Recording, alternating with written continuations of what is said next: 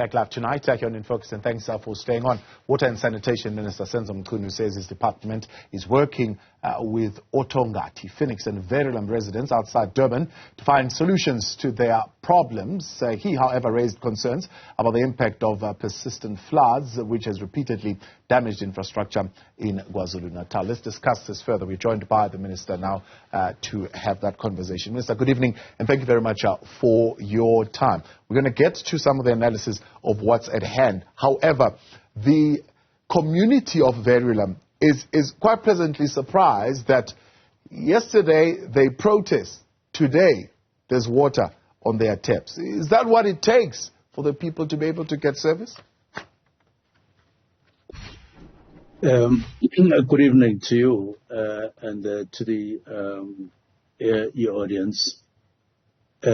Yes, of course, the first thing to say is that we noted that for a number of days, the people of Othongathi and Verulam, Otho in particular, and Phoenix had water interruptions and they couldn't get water. And of course, as we always insist that the Water Service Authority must bear in mind that water supply to residents is a very sensitive and a very emotional issue. Immediately they don't get water. There is anger, there's frustration, which is understandable. We must note that and we understand their anger. However, when we heard about this problem from residents themselves, from councillors, we contacted eThekwini and they made us aware that they're aware they are working on the matter to get a turnaround as quick as possible. We encouraged them to do so. We also spoke to Umgeni Tugela, to technical teams, engineers, to be on contact with the eThekwini officials so that they can combine their efforts and their skills to resolve the matters as soon as possible. There's been also intervention by floods, recent floods that affected supply to eThekwini communities, both in the south and in the west, but particularly as a hotspot in the north. But we are aware that there's a recovery that is underway. So especially at the Trennans Park, which is probably the most affected area, without water for 96 days, we are told. They are saying at the heart of the problem was Umgeni water pump and the Durban Heights reservoir not pumping sufficient water downstream. Is that the analysis of the problem? Look, we have been working in the case of Gauteng with metros and rainwater, and we came across stories like those, and we came to the conclusion that it doesn't work to point fingers at one another when there's a problem of water supply to communities, and then the municipality or the Water Service Authority concerned will then point fingers to the water board, or the water board point fingers to the water authority. What is important, and we insist that whenever there's a problem, technical teams must come together, resolve whatever problem, forget about politics and all other matters. Yes, I did hear about that, but when I spoke to Umgeni about these matters, they then said, look, they were making their reservoir to recover because they became aware that there was an increase in the demand of water from eThekwini residents for some reason or the other. Now, I always avoid talking to them, listening to them to an extent of saying, or the blame is eThekwini or vice versa. I simply say, dispatch a team of engineers and technicians. They must work with eThekwini because as a matter of agency, people must get water as soon as water gets cut and as soon as we become aware. And we insist on the teams working together all the time, and then they can talk after in terms of what the real problem is.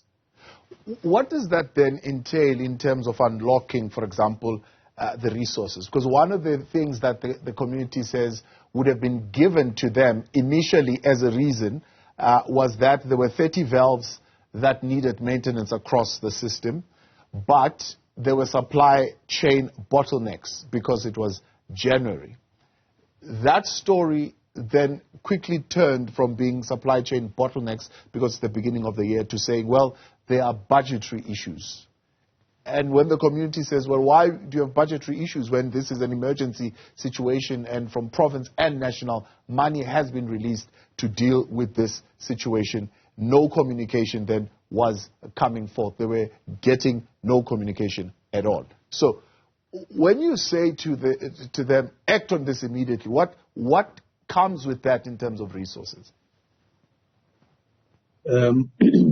Firstly, I would want to avoid getting into detail on the side of eThekwini. I would rather have them speak for themselves because they manage water as the Water Service Authority. They deal with both the technical staff and all other aspects of managing water supply. But I would say whenever there is a problem of interruptions of water to people, we explained in the recent summit, although we're focusing on the quality of water, but it is quality of water supplied, not of water that is not supplied. And therefore, the two graze very close to each other. And therefore, we said in the water sector, especially on the side of DWS, the water boards, and water service authorities,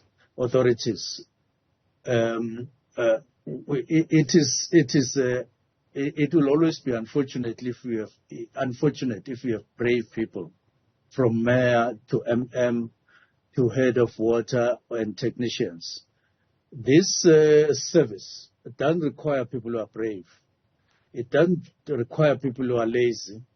It doesn't require people who have other priorities other than jumping up when the residents say we have a problem of water. We spoke at length about this because this is an emotional issue, it's a sensitive issue, but it's also a constitutional matter. And it helps in all manner of ways that supply be guaranteed all the time to residents. It's their constitutional right. Now, we said we require people who are cowards to work with, people who really understand frustration when you don't have water in your home, what it means when you need water and you can't get water. It's like being in a theater, in a hospital, or in ICU. When a patient enters those rooms, you can't have a doctor doing any other thing, prioritizing any other thing except the patient that they have to deal with. And therefore, that's the attitude that we are insisting we need to adopt, especially at water service authorities. When residents complain and grieve they don't have water for an hour, I'm not talking about a day or so. I'm saying it should cause the mayor to leave a meeting to treat every interruption as an urgent, very urgent matter. But of course, we are monitoring the situation in eThekwini. It isn't that every time there's rain, especially every year. You know, in March 2022, there was a storm and so on. Now, there is something that the sector that services eThekwini, from DWS to eThekwini and the board, have to sit down and do at engineering level. Yeah. We can't all the time have this, especially in the north, because we've been having intermittent water supply for quite some time. and people would believe that they are not being cared for adequately, which is not the case, and we apologize to all of them. We've been in touch with them as well.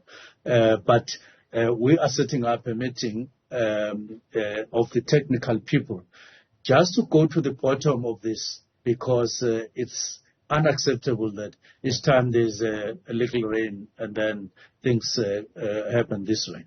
Minister of Water and Sanitation Senzo Mchunu, my guest tonight. You can weigh in on the conversation, 072-110-5584, especially if you are from the north parts of KwaZulu-Natal and you are being affected by this situation of the water, with your questions for the Minister. So, Minister, I'm saying maybe a little bit more specific to say, you know, when you intervened in Hammanskraal, right, you came in with a tangible intervention to the people to say, this is what I am bringing, and these are the powers that I have as a minister to be able to release, for example, things that require emergency procurement and so on and so forth. Maybe not just the Verulam question, but the floods, of course, hit a whole lot of KwaZulu-Natal. What are you doing, for example, as a department to assist the municipalities and the water boards to fast-track this process of stabilizing reservoir zones, for example? Immediately when we get a problem anywhere in the country, we ask questions, what is the cause? But as I said at the summit, that I'm not appointed to explain problems to people. I'm appointed to ensure there's water supply, clean water supply to people. So I can't all the time spend time explaining problems to people who, when they are expecting water from us. Similarly, I insisted that it is not the duty of the mayor or the duty of an MM to spend the whole day explaining the problem. When there's a problem, of course, it is important to understand to probe what is the problem, especially the root cause of the problem, and immediately jump on the solutions, explain to people that there is this problem that you have had, but this is what you are doing, and this is the time frame within which people will get water. You need to speak the truth. You need to be open so that you can build trust. Now, those measures that need to be taken by any water and sanitation service authority in the country should include anything, including procuring on an emergency basis, as long as it addresses a situation that would have emerged where people don't have water. We said there's nothing as important as ensuring that the time between the stoppage of water supply and recovery, it must always be as short as possible. Right. And it must be an open process, and people must be told what is happening and what we would be doing at that time, so that they understand and they get on board with everybody. But so it could include, as you say, emergency. It would include any other thing that needs to be. It could even include hiring tankers so that people get water, because water is life. Right. It actually is not even life. It is the source of life. Immediately you remove it, you are leaving people vulnerable. Minister, overall, if we take a broader overview of the situation since 2022, and we are having other episodes, so to speak, of flooding that are happening in KwaZulu-Natal, continuing to exacerbate the situation and damaging the infrastructure. I tell you, one of the conversations we were having earlier in the week is around companies that have shut down, about 1,600 of them, mainly in the finance sector. It's not really your area, but this is where it becomes your area, is that the companies that are thriving, right, are companies that are in water supply. Those companies have not shut down, including those that are in electricity supply, which means for areas like KwaZulu-Natal, right, it means that people are no longer trusting water that is coming out of the taps, but they are opting to actually go and buy bottled water.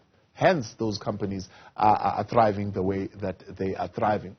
It has taken long to fix this infrastructure. It's now over a year that this infrastructure has been battling. What are the tangible steps and time frames that you are giving to the people of the province? Now, after the storm, or during the storm in 2022, the major disruption and damage was on Aqueduct 1 and Aqueduct 2 from Nickel Dam to Reservoir Hills in Ethekwini, which is the main supply of raw water to Ethekwini communities. Now, both pipes, both aqueducts got heavily damaged. This was March. By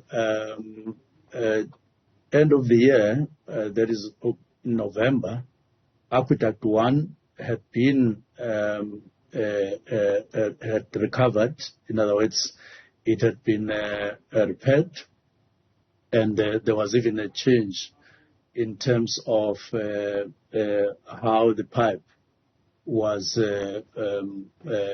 would cross rivers where it had been damaged from what they had been for future problems. And not only were this redone, but it was redone better, such that there is resistance in future. We went there to look at all of this. So that was restored. Water was restored and the pipe was completed. Now we remained with Aqueduct 2. Now Aqueduct 2 has been done now.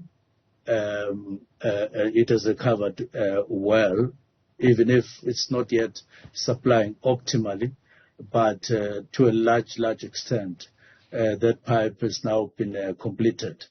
So it's not even as a result of anything in 2022 that you would have had these disruptions or problems we're speaking about in the southwest and in the north. It's for other reasons. So the first thing that we did was to treat the situation as an emergency situation, make sure that people get appointed quickly, and then pipes were repaired. The second thing that we do, of course, all the time, is to ensure that grants keep on flowing per year to all water service authorities. Ethekwini received theirs in last July. This was after the storm. After the storm in 2022, last year, and of course the financial year is ending at the end of June. So they have the grants through which we support them. Thirdly, we have openly said, in the case of Ethekwini and other municipalities in KZN, we have now a meshed water board called Umgeni Utugela, whose services are available. And indeed, they are servicing the whole of KZN now.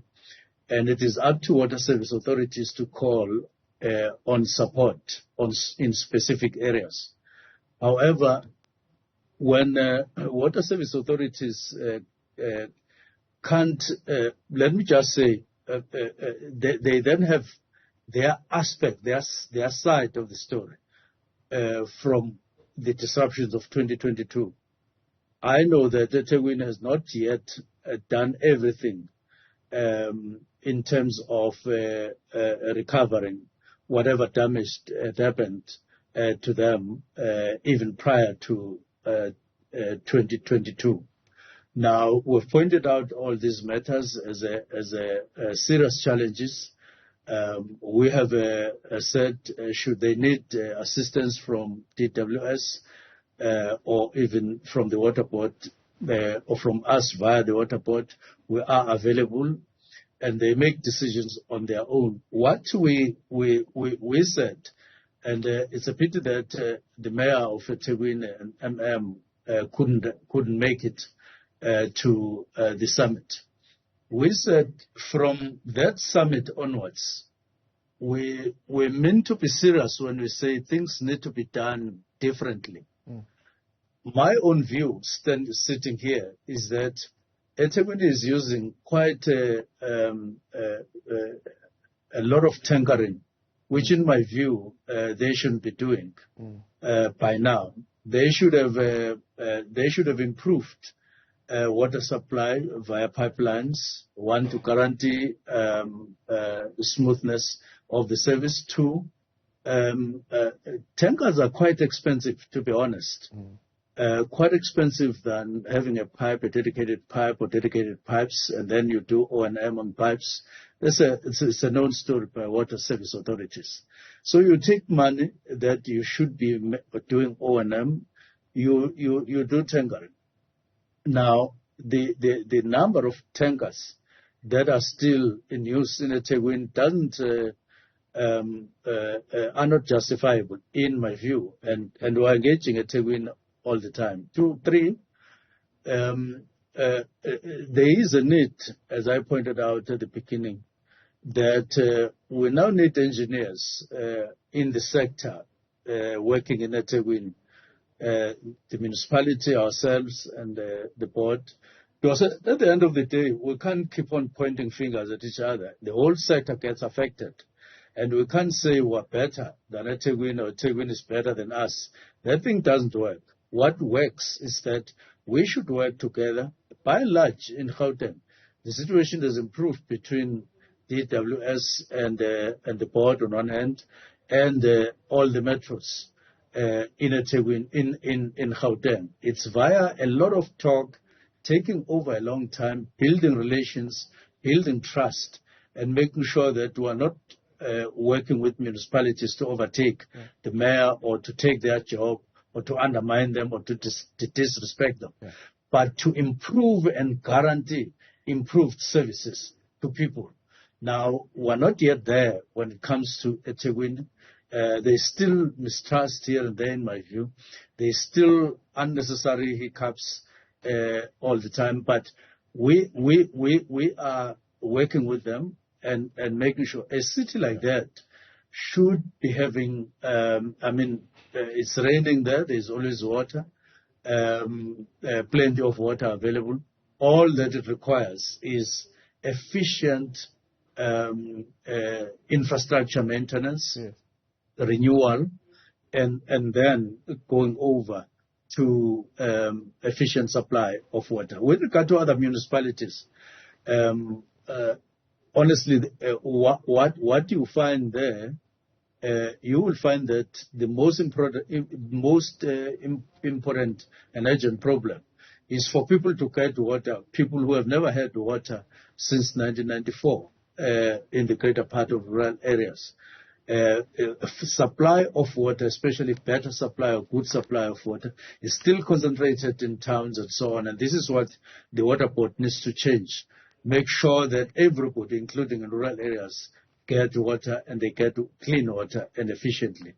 But cities like Mgungundlovu and other areas, there is remarkable improvement. For instance, you know that the city of Msunduzi even got an award, and even their Blue Drop, they scored better.